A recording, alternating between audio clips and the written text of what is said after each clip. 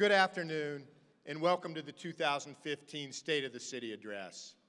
I'd like to thank the Tucson Metropolitan Chamber of Commerce and the JW Marriott Star Pass Tucson for hosting this year's event. And I'd like to thank the Chamber for sharing proceeds with 3 local nonprofits: Care Family Centers, Emerge, and Mobile Meals of Tucson.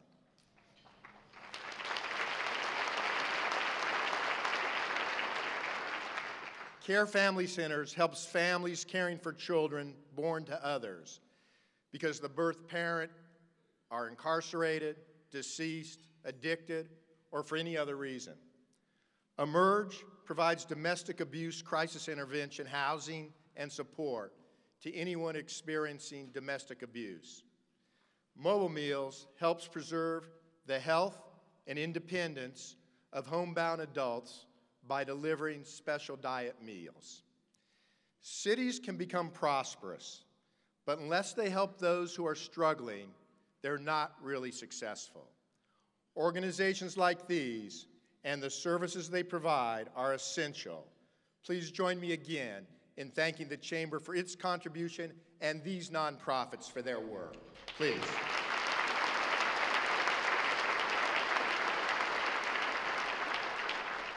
I'd like to thank my colleagues on the City Council, Interim City Manager Martha Durkin, who's doing a great job, city staff, my staff, and the many individuals and organizations who work with our offices on a number of initiatives last year and continue to do so.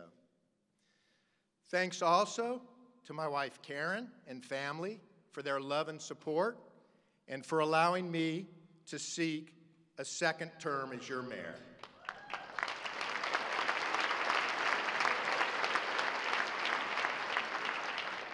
This is my 4th State of the City address. I've talked about making Tucson work, and we are. Ending the Rio Nuevo dispute, creating the city's Economic Initiatives Office, and streamlining processes at Planning and Development Services. I've talked about doing more together than alone, and we are. Partnering with business, government, and nonprofits to open swimming pools, increase water security, and end veteran homelessness. I've talked about Tucson in transition, and we are. Moving from the 5 C's to the 5 T's of technology, trade, transportation, tourism, and teaching. And coming together as a community to lay the groundwork for growth in each of these areas. Today, I want to talk about opportunity. Economic, social, and civic opportunity. Turning opportunity into results. First, economic opportunity. I met with many business owners and toured their facilities at the invitation of the Arizona Technology Council and others. We have new and growing businesses throughout Tucson and southern Arizona, companies reaping the rewards of opportunity identified and pursued.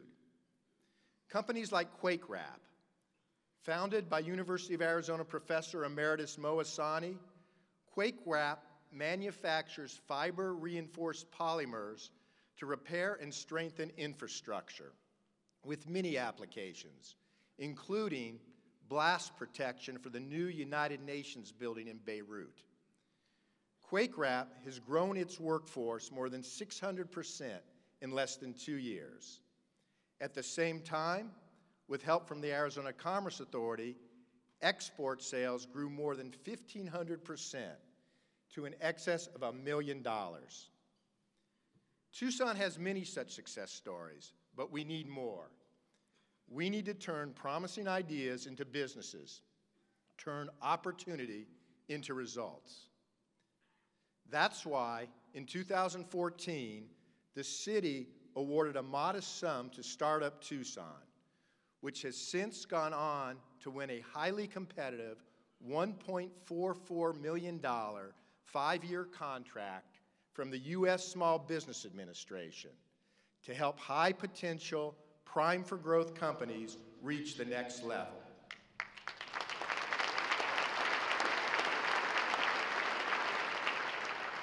That's why, in 2013, the city partnered with the University of Arizona's Tech Launch Arizona to create the Commercialization Network Alliance, bringing together expertise from the community, the university, and its alumni to help local entrepreneurs.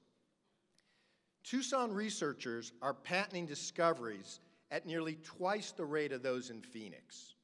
More opportunity.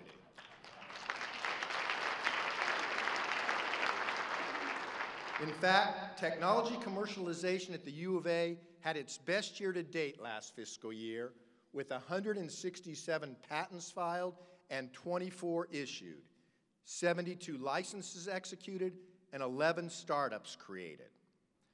Our strengths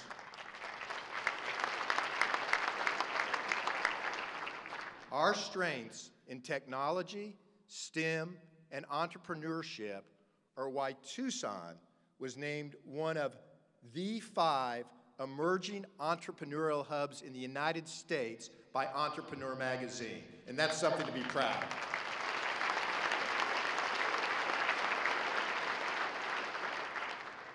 Of course, patents and startups aren't all that comes out of our university.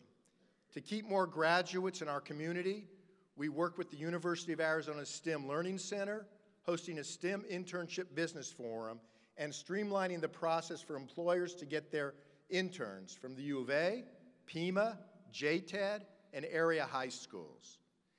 Internships help students who get 1 or 2 years of industry experience that the employers want. They also help employers who get up-to-date skills at low cost, as well as a preview of potential new hires. I encourage Tucson businesses to take advantage of this opportunity. Hire an intern, or add to the interns you already have.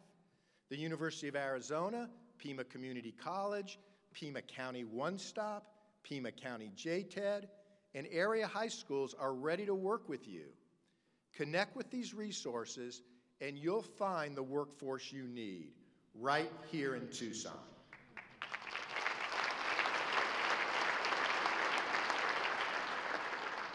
We're also working with state and regional partners to make sure we meet specific industries' workforce needs. We're forming sector partnerships in aerospace and defense, architecture, construction and engineering, healthcare, logistics, and manufacturing. My thanks to the Pima County Workforce Investment Board and TRIO for reinvigorating this idea in our community. Done right, sector partnerships can be engines of opportunity with members identifying and pursuing common goals. Some goals can only be achieved by working together. The City of Tucson is working with Pima County, the State of Arizona, our congressional delegation, the business community, and others to develop the best possible case for Southern Arizona's military installations. Those installations play a vital role in our national defense and our regional economy.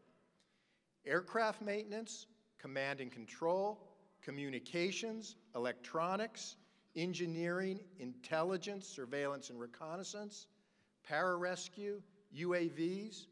Davis-Monthan hosts a wide variety of missions. And Tucson's airspace, flying weather, and location, our aerospace and defense sector, and our university all continue to make Southern Arizona a strategic choice for both training and operations.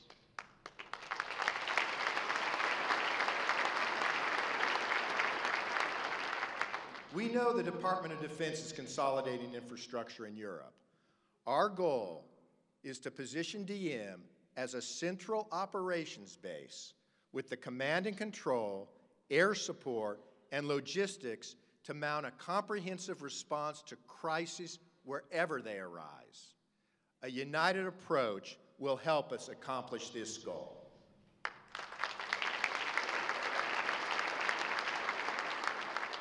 Healthcare is another critical sector, not only for the jobs it brings and the services it provides, but because healthcare, like education, is a key factor businesses look at in determining where to locate and where to grow.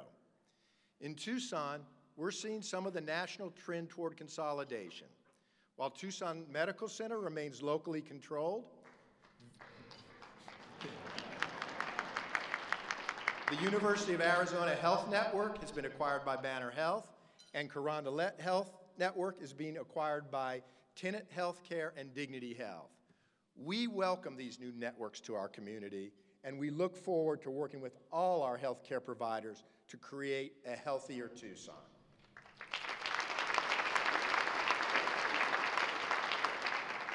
Though competitive, our healthcare sector can and does work together toward common goals, producing great results. In 2013, Pima County's uninsured rate was 17%, nearly 1 in 5. In 2014, the first year of the health insurance marketplace, that rate dropped to 10%, 1 in 10. A great accomplishment for the many groups that helped with outreach, and a great result for this community. In economic terms, people who have access to health care are more productive. In human terms, they're healthier, and that is everything.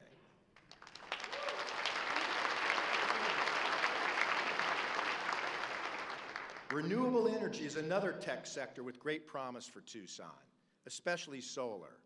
Utility-scale solar at Tucson Waters in Avra Valley is going strong, with 2 installations producing a total 59 megawatts of power. And TUSD has begun installing solar at 42 sites, which is expected to save the district more than $11 million over 20 years. Renewable energy yields results. After technology, 3 more T's: trade, transportation, and tourism. Mexico, at our doorstep, the world's 15th largest economy, forecast to be the 5th largest by 2050, creates opportunity for Tucson. Expanding I-10, I-19, freight and passenger rail creates opportunity for Tucson. Opportunity for regional economic cooperation.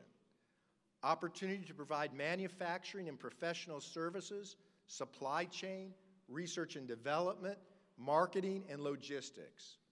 Opportunity to host international branch offices, as well as corporate headquarters. Last year, the city of Tucson opened trade offices in Hermosillo, Ciudad Obregón, and Mexico City. In Hermosillo and Ciudad Obregón, with Visit Tucson's tourism office, Vamos a Tucson. And in Mexico City, with the Arizona Commerce Authority, the City of Phoenix, and others. These offices are not just for the benefit of economic development staff. They're also available to local businesses. We continue to advocate for improvements to SR 189, the 4-mile bypass route that connects I-19 and the expanded Mariposa Port of Entry. That project is now included in the Arizona Department of Transportation's current 5-year construction program. We're working with PAG and MAG, the Pima and Maricopa Association of Governments, to accelerate the project further. Tucson is a gateway to Mexico and the United States. Having the north-south transportation infrastructure to take advantage of that is a matter not just of local, but of state and national concern. More than 1,200 companies in Arizona and Sonora signed up for the Arizona-Sonora Business Resource Guide, a resource for anyone interested in the high-value, low-cost manufacturing capabilities of the Arizona-Sonora binational mega-region. Together with our counterparts in Sonora, we've joined the ranks of other manufacturing mega-regions, such as Chi Pits and Charlana. And we're attracting international attention for our access to manufacturing and logistics, both in Mexico and the United States. More than 300 businesses and government leaders from both sides of the border attended our first Borderlands Trade Conference last May. With generous support from a number of sponsors and experts volunteering their time, we put practical knowledge in the hands of people looking to grow their business and help their business constituents. Programs like this and the city's commitment to promoting international trade earned Tucson a listing as one of the 10 best cities for export assistance in the United States by Global Trade magazine. Something else to be very, very proud of.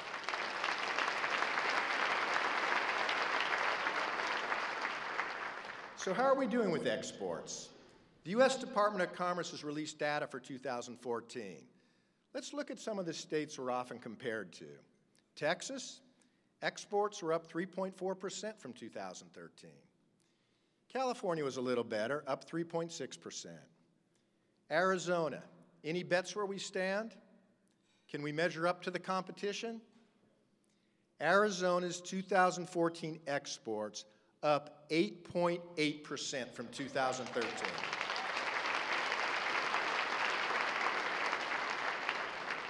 And that's overall.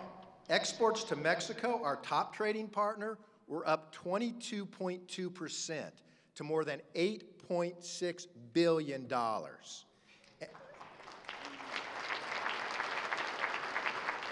Tucson is no small part of that, contributing on average over the last 2 years 15% of the state's total exports. International trade yields results.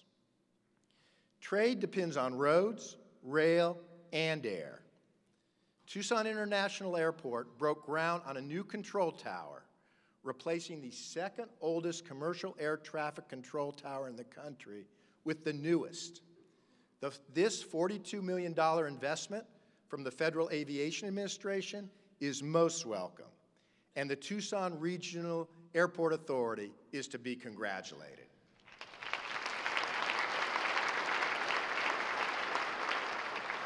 TIA also opened a Trusted Traveler Program enrollment center, so Tucsonans who want to clear customs through a kiosk no longer have to go to Phoenix or Nogales to enroll. Infrastructure that facilitates trade is important, but so is local infrastructure. St. Mary's road improvements were completed last year as part of downtown links, connecting I-10 to the Barraza Aviation Parkway. And Phase 3 from Church Avenue to Broadway is completing design. The end is in sight for this decades-long multimodal project with features for cars, transit, bikes, and pedestrians. Multimodal is important as demand for choices in transportation is increasing. People are driving less and using transit more, and this trend predates the recession. Even before the streetcar launched, transit use in Tucson was up 24.5% from 2005 to 2010. In fact, Arizonans today drive fewer miles per person than they did in 1994. More reason to plan for additional transit when we go to reauthorize the RTA.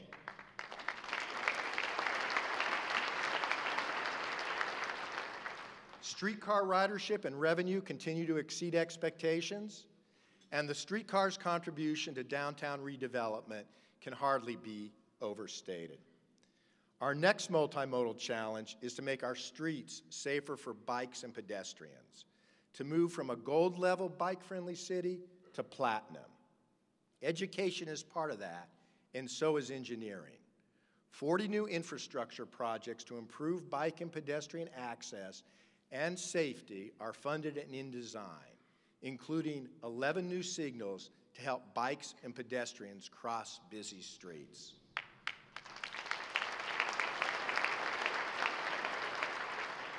Thanks to falling gas prices and smart management by the city's Department of Transportation, in the first year of our 5-year streets bond, the city resurfaced 241 lane miles at a cost of $11.7 million less than projected.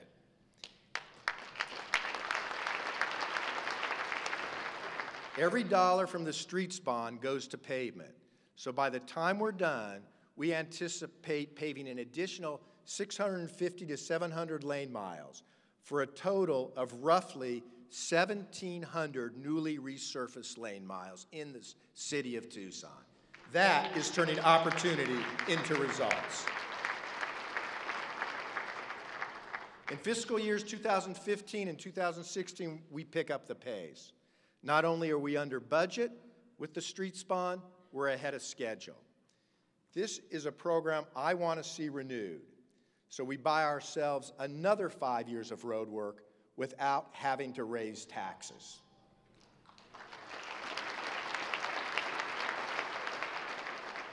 City crews are fixing potholes as fast as they can, as they're reported, with priority given to those on high-traffic, high-speed streets. But potholes come back, and the pavement and treatments we're able to do, thanks to the streets bond, fog seal to mill and overlay, preservation to restoration, are the correct, the long-term approach to fixing our streets.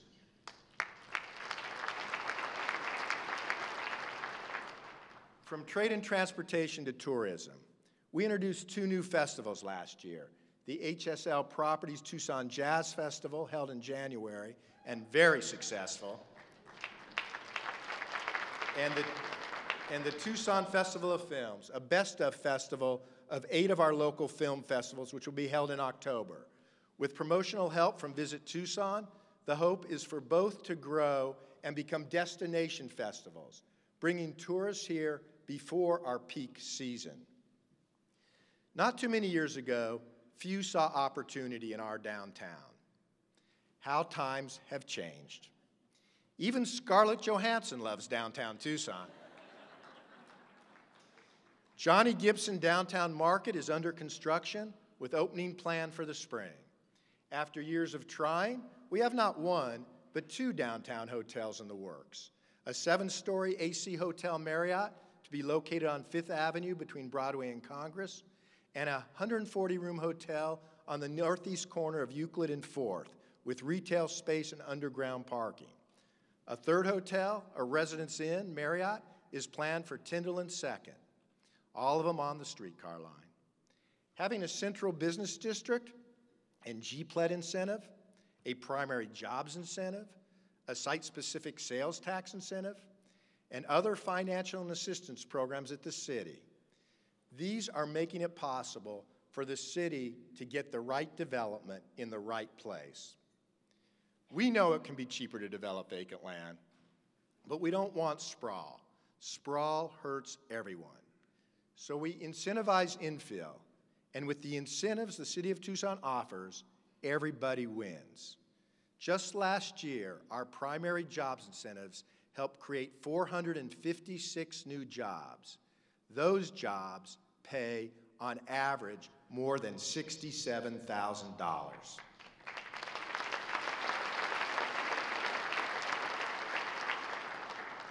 For most of us, opportunity starts with a job and the education and training you need to get one. Industry reached out to students last year with 2 firsts that I hope become annual events. The Tucson Manufacturing Block Party, which served as an open house for customers and suppliers, as well as a career fair for students. And Southern Arizona Construction Career Days, which brought students to the Tucson Rodeo Grounds to learn construction trades. Our office has held a job fair for veterans, along with employer support of the Guard and Reserve, Hero to Hired, and Tucson Veterans Serving Veterans. 74 veterans and service members were hired. We also held a job fair for returning citizens, returning from incarceration. Employers with experience hiring returning citizens, such as Johns Hopkins in Baltimore, have found them to be loyal, capable workers, happy for a second chance. With social service agencies there to offer support, as well as employers, more than 65 returning citizens were hired.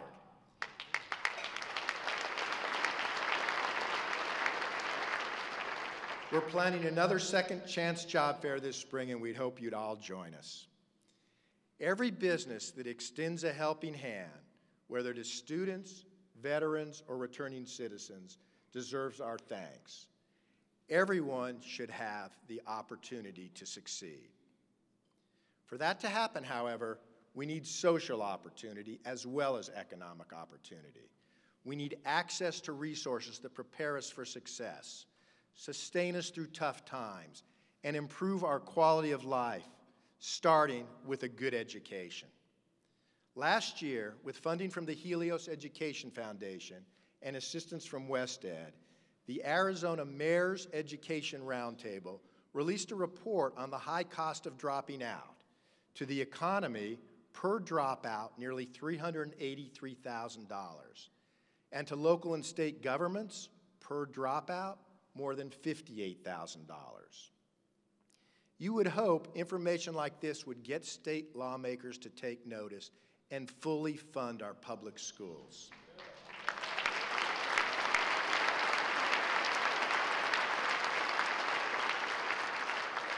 Yet at the state level, Arizona continues to inadequately fund K through 12 education, ranking at or near the bottom in per pupil spending.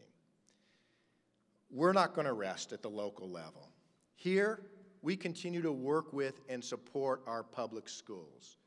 With Tucson Unified School District, we held 2 Steps to Success walks, knocking on doors of dropped-out high school students with teams of community volunteers and district staff. Chief Villasenor, Chief Critchley, University of Arizona athletes, and business and community leaders participated in these walks. These kids need to hear from adults in the community that we want them to succeed, that they have what it takes to achieve. You'd be surprised, but the mayor or the school superintendent knocking on your door, sometimes waking you up and asking you to get back in school, it has an effect. Of the students targeted, 269 re-enrolled. That's giving back opportunity.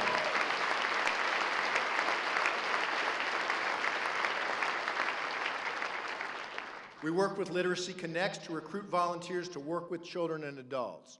Adults who are English language learners or never learned to read, and children in grades K through 3 who are struggling readers, primarily in Title I schools. And we work with Pima Community College Adult Education, the University of Arizona School of Education, Literacy Connects, and Sunnyside School District to bring a literacy immersion program called Teach the Parent, Reach the Child to Mission Manor Elementary School, a Title I school. Literacy volunteers open the world to those they teach. They help adults overcome barriers to employment. They help children overcome barriers to achievement. We need many more, and I encourage anyone who loves to read to share that gift as a literacy volunteer.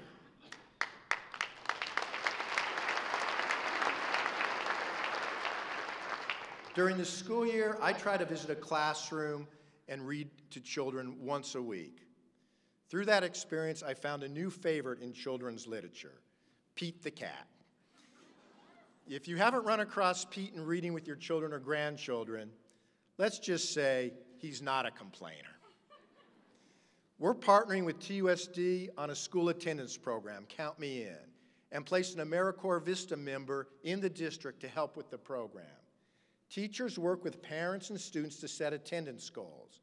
Those who meet their goals are eligible to win prizes from participating museums and attractions. Missing just 2 days of school a month, 18 days a year, can knock students off track, making them less likely to graduate.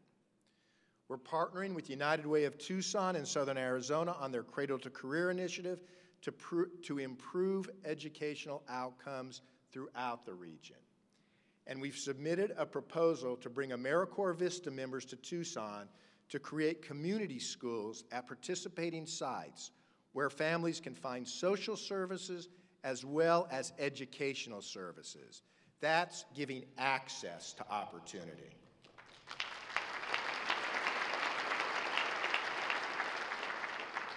Elected officials need to hear from the business community that fully funding K-12 education is not just a priority, but a necessity, a pro-business necessity. And I want to thank the Tucson Metro Chamber for sending a letter to Governor Ducey and legislative leadership urging increased funding for our public schools and their continued advocacy. That's the kind of business leadership we need.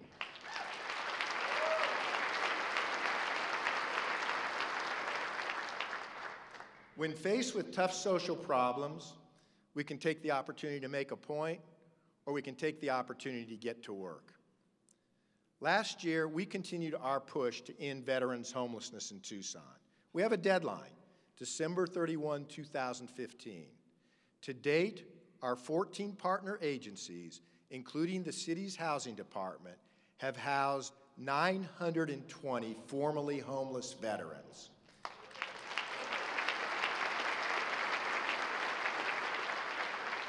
We're more than halfway to our goal. This is not always an easy population to serve. About half of those housed were chronically homeless, some having lived on the streets for decades. Many thanks to all involved in this challenging work. We end homelessness with housing, permanent housing, and supportive services. We end homelessness by sharing information and procedures, so no matter which agency a person goes to, the right services are accessed.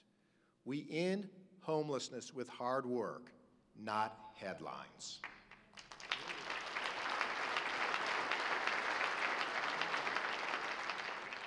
Last year brought 2 new housing programs to Tucson. Ready, Set, Own, a program of Radian, provides education to help prospective home buyers become successful homeowners. Neighborhood Lift, a program of Wells Fargo and NeighborWorks America, work with Primavera Foundation to provide $5.5 million in education, down payment assistance grants, and support for local initiatives. 252 families and individuals have qualified for the $15,000 grants available to low and moderate income home buyers, and 207 have already moved from renting to home ownership. I was very pleased to welcome both programs to Tucson. Home ownership strengthens neighborhoods and can help families build financial security. Less than 50% of Tucson's homes are owner-occupied. Increasing home ownership, especially renovating homes that are dilapidated or abandoned, is an opportunity for the right entrepreneurs and contractors. While home ownership strengthens neighborhoods, graffiti has the opposite effect. I've asked staff and my colleagues on the council to give increased priority and resources to graffiti enforcement and abatement. With cooperation from the community, we can greatly reduce graffiti. Look what was done with metal theft. In 2012, this crime was occurring at unprecedented levels. Today, reports of metal theft in Tucson are below 2010 levels and more than $2.5 million below where they were in 2012. I'd like to congratulate the Tucson Police Department and their business and community partners, including metal recyclers and the Pima County Metal Theft Task Force, for reversing this terrible trend. Thank you very much.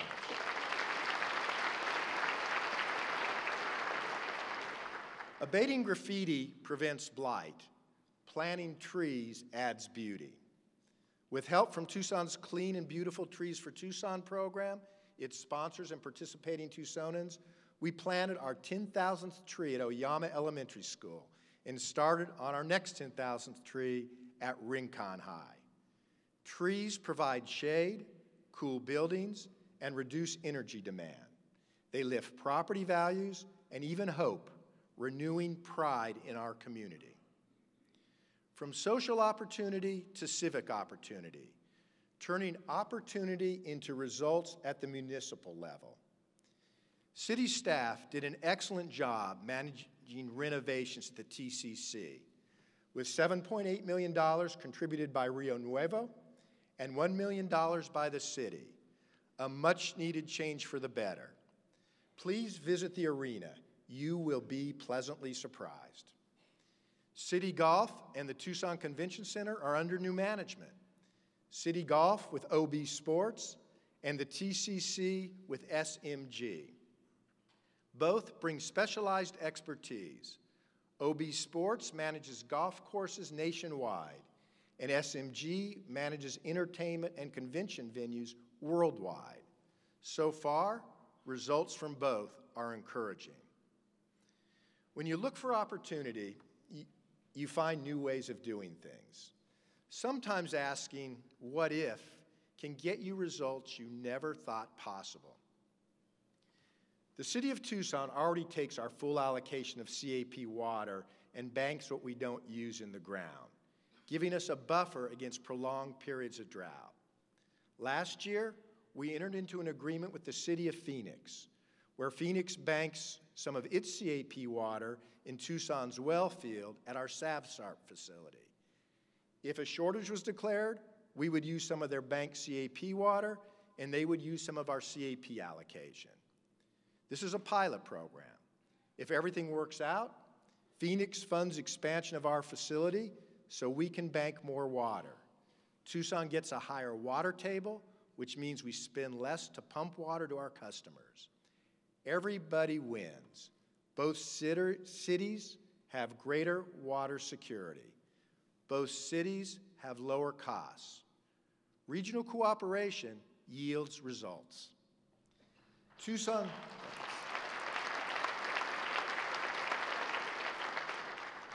Water also finished construction on an advanced oxidation process water treatment facility last year, part of our commitment to provide safe, reliable drinking water throughout our service area.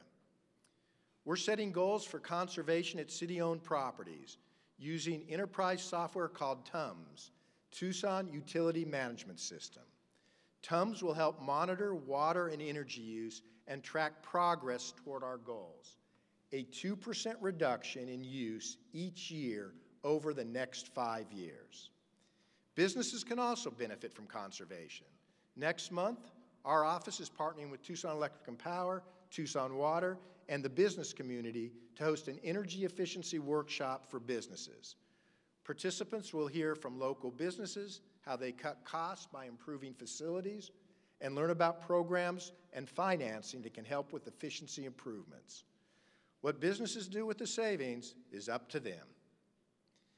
An opportunity I've talked about before is annexation, bringing back more of the tens of millions in state-shared revenue we lose each year by failing to annex or incorporate. The City of Tucson completed 7 annexations last year, estimated to bring more than $39 million back to our community over the next 10 years.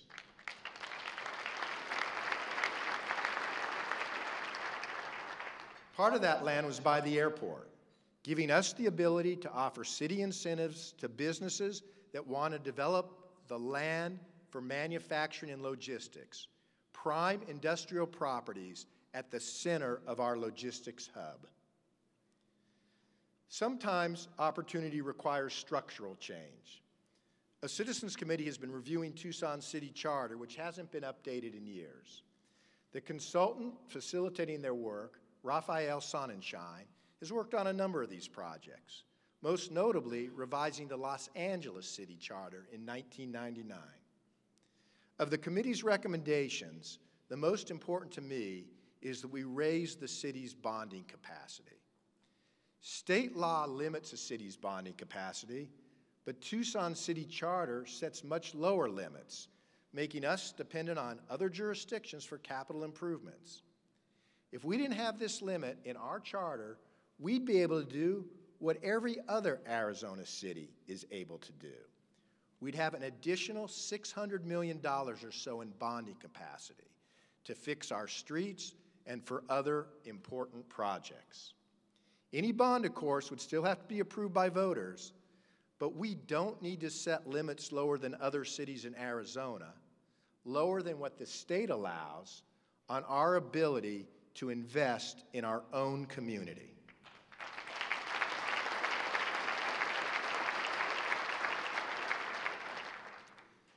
Last year, Tucson was in the running for a project that surprised a lot of folks.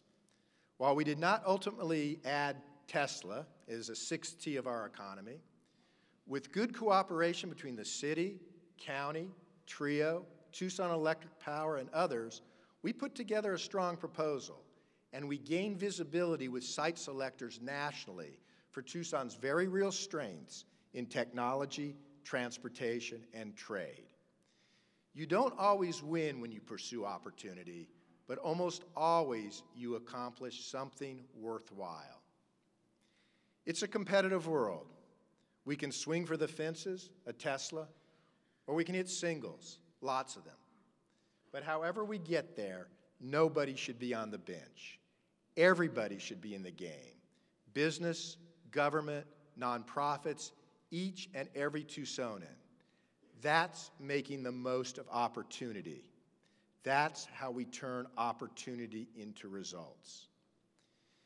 People tend to find whatever it is they're looking for. Look for problems, shortcomings, someone to blame, and you'll find them. Look for opportunities, solutions, someone to help, and you'll find those too. Ask yourself, which would you rather find? Connect yourself with opportunity. Connect others with opportunity. Thank you for all you do for Tucson, and thank you for allowing me the great privilege of serving as your mayor. Thank you.